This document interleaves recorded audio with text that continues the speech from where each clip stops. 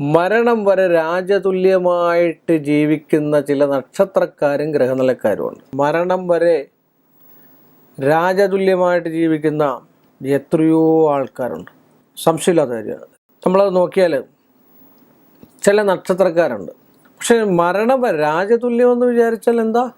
4 നേരം മൃഷ്ടാന്ന ഭോജനം, അവരുടെ ഇംഗിതത്തിനനുസരിച്ച് പരിചാരകർ, മറ്റാൾക്കാർ, എല്ലാവരും ഉള്ള ഒരു സംവിധാനത്തോടു കൂടി ജീവിക്കുന്ന ആൾക്കാരാണ് മരണം വരെ രാജതുല്യമായിട്ട് ജീവിക്കുന്ന, ചക്രവർത്തിയായിട്ട് ജീവിക്കുന്ന ആൾക്കാരുണ്ട്. നിങ്ങൾ ചില നീചഭംഗ രാജയോഗത്തിലും ഗജകേസരി യോഗത്തിലും ഒക്കെ ജനിച്ചിരിക്കുന്ന അതിലൊരു കാരകത്വമുള്ള ആദിത്യനാണ്. അച്ഛനും ദേവനൻ രാജാവ് ആത്മാവും പ്രാണനസ്ഥിയും. അപ്പം ദേവനെ ചിന്തിക്കുന്നത്, അച്ഛനെ ചിന്തിക്കുന്നത്, ഇതൊക്കെ ആദിത്യൻ്റെ കാരകത്വമാണ് അല്ലേ? ഈ ആദിത്യൻ ആ രാശിയിൽ ഒന്നിച്ച് നിൽക്കുകയോ ആദിത്യൻ്റെ പൂർണ്ണ ദൃഷ്ടി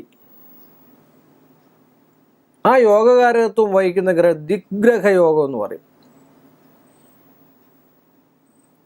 യോഗദൃഷ്ടി ഉണ്ടെങ്കിൽ അങ്ങനെ ജീവിക്കുന്ന ഒരുപാട് ആൾക്കാരുണ്ട്.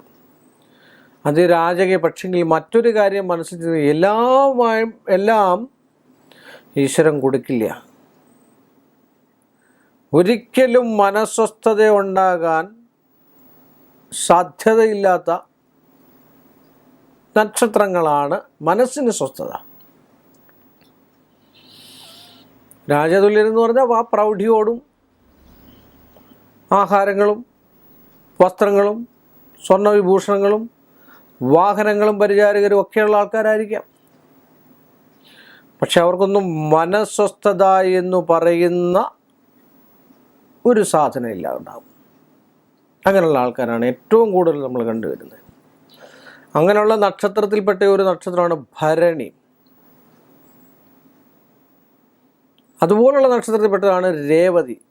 മനസ്വസ്ഥത എന്ന് പറഞ്ഞാൽ വളരെയധികം കുറഞ്ഞിരിക്കുന്നതായിട്ടുള്ള അവസ്ഥയാണ്. ഓരോ ദിവസങ്ങളിൽ നമ്മളിലേക്കാളൊക്കെ ഇരട്ടി പ്രശ്നങ്ങൾ ഉണ്ടാകുന്നൊരു നക്ഷത്രമാണ് രേവതി.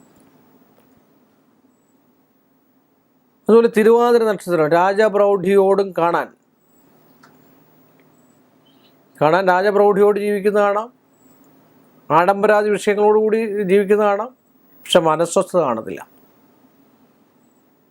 അതുപോലെ തന്നെയാണ് രോഹിണി നക്ഷത്രക്കാർ.